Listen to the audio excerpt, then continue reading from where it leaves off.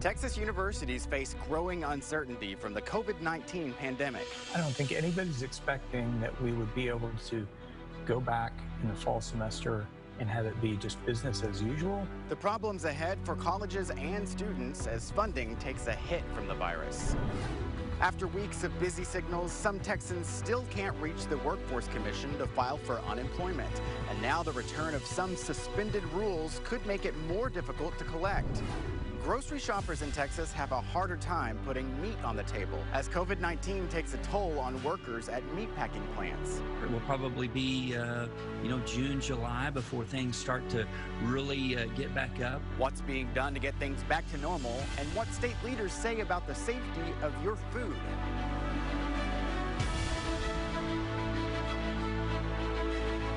Hello, and thank you for joining us for this special edition of State of Texas. I'm Josh Hinkle, and this week I join you from the University of Texas in Austin. Normally, right now, the campus would be bustling with students preparing for finals, but they're not here because the campus is closed due to COVID-19. This week, though, UT leaders gave us some insight into how the virus has affected the system's budget.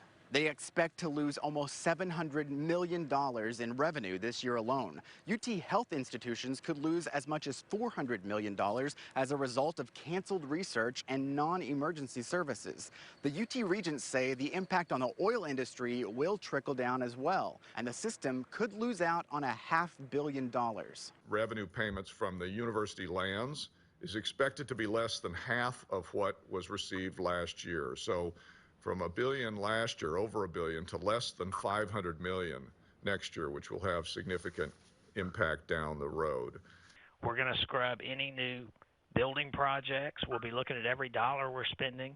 We're going to have to look at everything from top to bottom because we're going to have to do our part to help the legislature because they're not going to have the funds next session, I'm certain, and they're going to be looking to us to help them find efficiencies.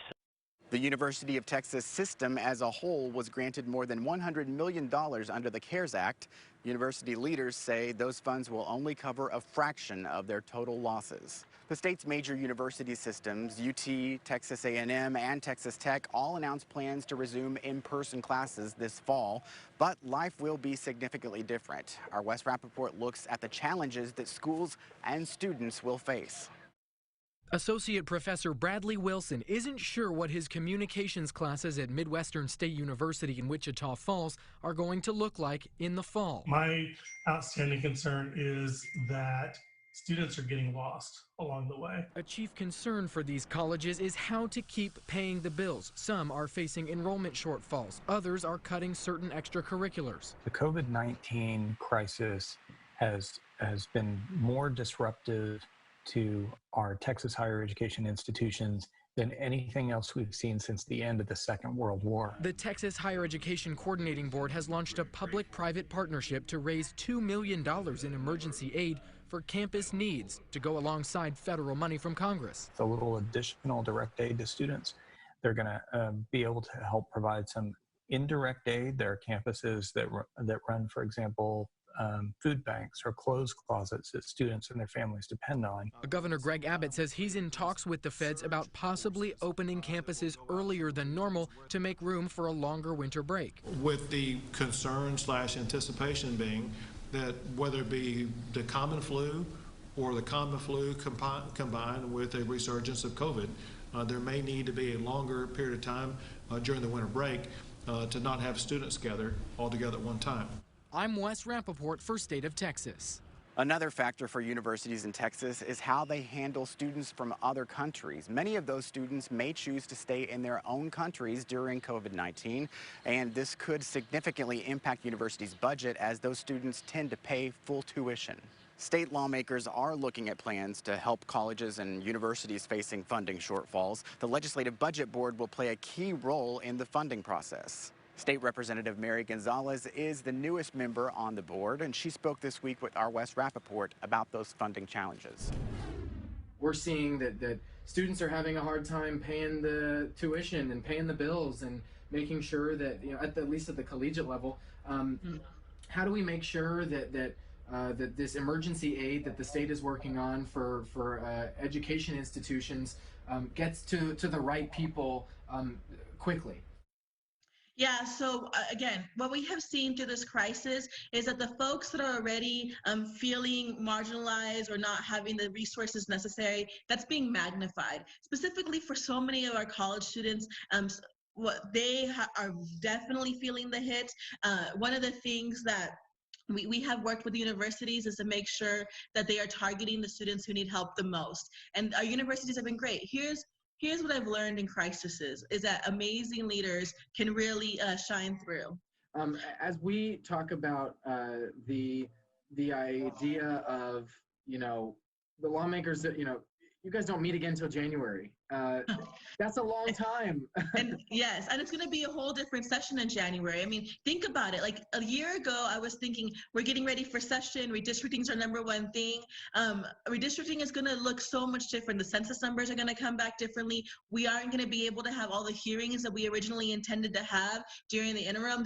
There are a lot of complexities thinking about what a session looks like and what democratic participation looks like. I mean, think about our hot button issues like redistricting, where there's probably thousands of people who are going to testify, and how do we manage that if we're still in the time of the coronavirus? And so as someone who cares deeply about democracy, I want to make sure that we are thinking about how we can be inclusive, how we can be equitable, and how we can really connect with all the voices.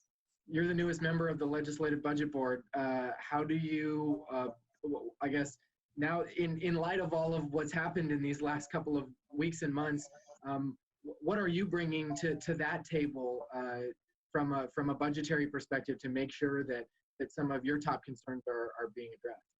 First of all, I'm an honor to be appointed to the Legislative Budget Board by Speaker Bonin. I'm the first one from El Paso, so it's really exciting for my community. What I hope to bring to the discussion is what is happening in different parts of the state, specifically my community or other marginalized communities. Sadly, we know that there is going to be budget cuts because the oil prices, sales tax numbers, and so we need to make sure that in the decisions that we have to make, that we aren't creating even greater consequences than we can survive in this state. So I'm looking forward to the challenge. Of course, it's a lot easier to be part of the budget process when there's money, but I'm eager for the responsibility to take care of all of Texans.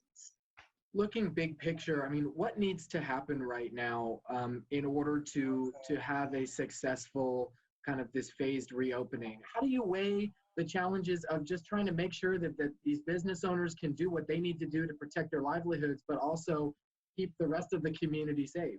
Yeah, it's a really difficult balance because what we don't want is to start opening up the economy and then close it back down again. And for me, what I think about is a lot about mental health, the trauma of closing it down, opening it up, closing it down. That creates a fear of, is it going to happen again? As opposed to feeling like, oh, we had a crisis, we handled it, we know how to handle it, and create confidence again. Confidence is really important when it comes to the economy. And so we really want to make sure we do it correctly. We have seen businesses who are trying, but what do we need to do? Like you said, testing, a lot more testing, tracing, and making sure that if we know somebody does have the coronavirus, where have they been? Who have they been in contact with? And just really collect all that data. There's so many levels of this that are really complex.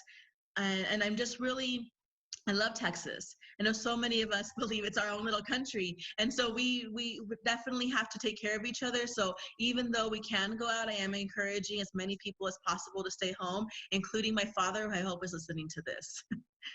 Representative Gonzalez praised the efforts put into testing sites run by Guard troops. She says they've been particularly helpful in parts of rural Texas, including her own district. Outbreaks of COVID-19 lead to limits on meat at the grocery store. I don't think you won't be able to get any meat. I think you can, but you may not get certain cuts. We'll look closer at steps to fix the problem and how long it could take to get back to normal. Millions of Texans laid off or furloughed. Many are still having a difficult time filing for unemployment. How the return of some suspended rules may make it even harder.